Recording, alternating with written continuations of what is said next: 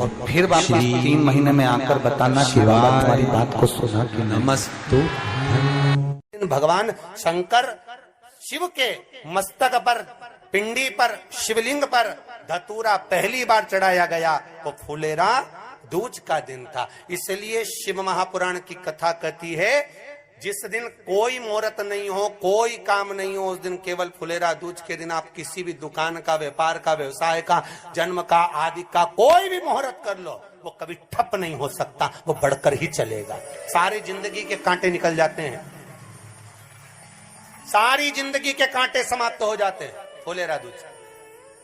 कहते हैं दुनिया में सब दिन का दान, सब दिन का पुण्य समाप्त हो सकता है, और फुलेरा दूज का दान, पुण्य, सत्कर्म, भजन, कीर्तन, नाम स्मरण समाप्त नहीं होता। चक्कर आ जाते हो, अचानक गिर जाते हो, हापड़ी भराने लगती हो थोड़ा सा चलने पर, श्वास फूल जाती हो ज्यादा चढ़ने पर, उनके लिए विशेष है कि धतूरे की जड़ को, धतूरे का जो फल होता है उसकी जड़ महाराज निकाल कर, धोकर, उसको घिसकर शंकर भगवान पर उसका लेपन कर दीजिए।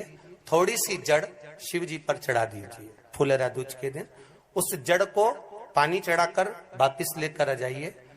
जो मिर्गी का मरीज होता है, जिसको दमे की शिकायत होती है, श्वास की होती है, चलने में हापड़ी भरा जाती हो, फुलेरा दूज के दिन दोपहर के समय पर उसको वो जड़ केवल 3 या 4 बार सुगंध में सुंगा दी जाती है, तो मिर्गी की बीमारी समाप्त हो जाती है, और जिसको दमा श्वास फूलता है उसको भी आराम लग जाता है। फुलेरा दूज के दिन उसके लिए नित्य आनंद का सुख दे जाती है। और भी ध्यान दें, जिसको बहुत भारी बीमारी हो, डॉक्टर कह रहे हैं कि ऑपरेशन की जरूरत है, ऑपरेशन कराना पड़ेगा, गांठ हो गई है, ये हो गया है, वो हो गया है, निवेदन है एक धतूरा फुलेरा दूज के दिन भगवान शंकर के शिवलिंग पर समर्पित करें, और 5 बेलपत्र नंदीश्वर भगवान पर अर्थात भगवान नंदी पर समर्पित करें। जीवन में कितनी बड़ी भी बीमारी होगी वो आगे नहीं बढ़ सकती, ऑपरेशन की जरूरत नहीं पड़ सकती, वो केवल फुलेरा दूज पर हो, केवल फुलेरा दूज के दिन, उसके सिवाय नहीं। और वो मौका मिला है आनंद से। धतूरा होता है विषैला। कैसा होता है? विषैला, बहुत विष होता है धतूरे के अंदर। पर महाराज भगवान शिव को वो समर्पित किया जाता है जैसे पार्वती जी को लगा, जब कोई साथ नहीं दे रहा, पार्वती जी को लगा जब कहीं से सुख का अनुभव नहीं हो रहा, आनंद का अनुभव नहीं हो रहा, पार्वती जी ले गई धतूरा, पार्वती मैया ले गई उस बेलपत्र को, शिव को। और प्रयास करना, अगर दुख है तो एक धतूरा समर्पित कर कर 1 लोटा पानी अवश्य समर्पित कर। उनके लिए भी कहूंगा जिनको शरीर में दाद हो जाती है, खाज हो जाती है, या खुजलियों का क्रम हो जाता है, उनके लिए भी महाराज धतूरे का पानी, धतूरा 1 लोटे में डाल दो, पानी रख दो, उसमें उसके अंदर थोड़ा सा चंदन डालकर वो पानी शिव जी को समर्पित कर दो। वही पानी को लेकर आ जाइए और कुछ देर तक शरीर में लगाकर बैठ जाइए महाराज। वो केवल फुलेरा दूज का है महाराज, उसको शरीर में लगाकर थोड़ी देर बैठ जाइए, 15-20 मिनट तक। शरीर के अंतर्गत कोई वस्त्र ना हो, उस वस्त्र को उतार कर उसको लगाकर बैठ जाओ। 2.5 से 3 महीने में दांत खाज, किसी भी चर्म रोग होगा वो धीरे धीरे समाप्ति की ओर हो जाएगा। महाराज फुलेरा दूज का महत्व शास्त्र कहता है, भले इसको छुपा कर रखा गया हो शास्त्रों के अनुसार, पर इसकी महत्वता, जो दुकान, जो व्यापार, जो व्यवसाय, और पहले भी आपको कहा, मान लो आप शिवरात्रि के दिन रात को भगवान शंकर को धतूरा चढ़ाते हो व्यापार व्यवसाय के लिए, और वो धतूरा आप शिवरात्रि के दिन सुबह 4 बजे से पहले नहीं बांध सकते, तो उस धतूरे को फुलेरा दूज के दिन लाल वस्त्र में बांधकर अपने व्यापार वाली जगह पर बांध दो। जीवन में कभी व्यापार नीचे नहीं जाएगा, बढ़ता ही चला जाएगा।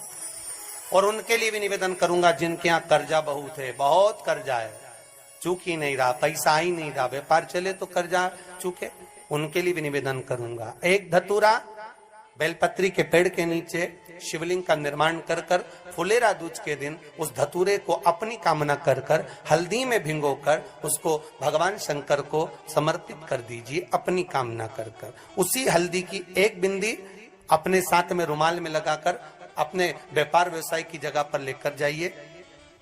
कर्जा धीरे धीरे धीरे धीरे जब चूकेगा, जब लक्ष्मी आएगी तो लक्ष्मी की वृद्धि भी वो करता महाराज। ये फुलेरा दूज के उपाय। जिस दिन मां जगतजननी जगदम्बा अंबा स्वयं भगवान शंकर को मौन होकर देख कर विलापित होती हैं, नैनों से नीर बहता है, शिव को हुआ क्या, शंकर को क्या हुआ है, योगरदानी को हुआ क्या।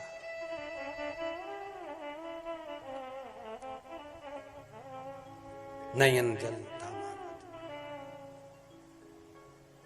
मैं तो बैठी थी गंगा किनारे, मैं तो बैठी थी गंगा किनारे,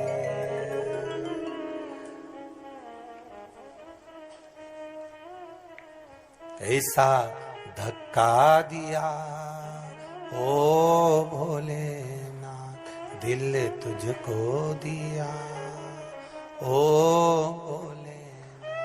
भगवान शिव ओगड़दानी, त्रिकालदर्शी, कैलाशी, अविनाशी, इस चित्तवृत्ति के मन की बात को धारण करने वाले।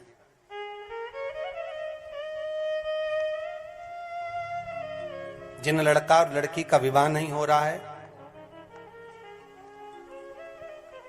महाराज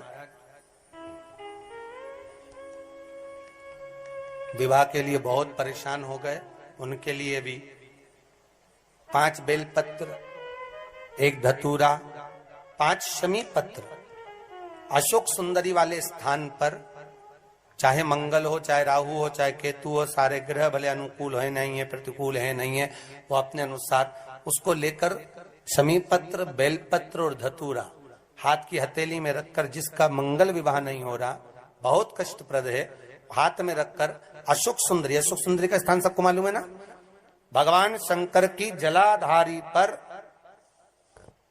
शिवलिंग, पार्वती जी का हस्त कमल, जहां से चरण जल नीचे जाता है, राइट भाग गणेश जी का स्थान, लेफ्ट भाग कार्तिकेय का स्थान, जलाशय में से, जलाधारी में से जो जल नीचे गिरता है बूंद बूंद, वो शंकर भगवान की 5 लड़कियां, जया, विषहरा, शामरीवारी, दोतली और देव।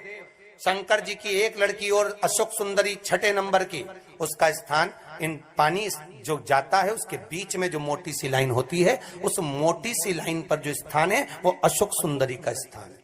किसका स्थान है? अशोक सुंदरी। शंकर भगवान का संपूर्ण परिवार, जलाधारी माता पार्वती जी का हस्तकमल, चरण, राइट में गणेश जी, लेफ्ट में कार्तिकेय जी, बीच में अशोक सुंदरी, और ऊपर से जो 1-1 बूंद पानी गिरा रहा है वो है शंकर भगवान की 5 लड़कियां, जया, विषहरा, शामरीवारी, दोतली और देव। शिव की 5। तो जिनका विवाह नहीं हो रहा, अशोक सुंदरी वाली जगह पर हाथ में लेकर वो धतूरे के साथ शमी पत्र, बेलपत्र समर्पित करें और बाबा से निवेदन करें, बाबा आपकी कामना पूर्ण, फुलेरा दूज करें।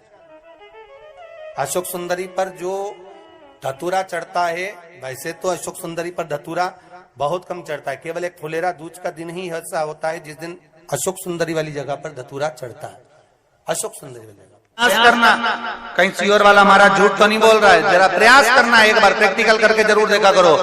महाराज झूठ तो नहीं बोल रहा, प्रैक्टिकल करो, आज से चालू करो। और तुम्हारे नगर में, तुम्हारे गांव में हम भी कथा करने के लिए जरूर आएंगे, और आएंगे तो बताना कि बाबा ने दिया कि नहीं, बताना जरूर, बिगर बताए रहना।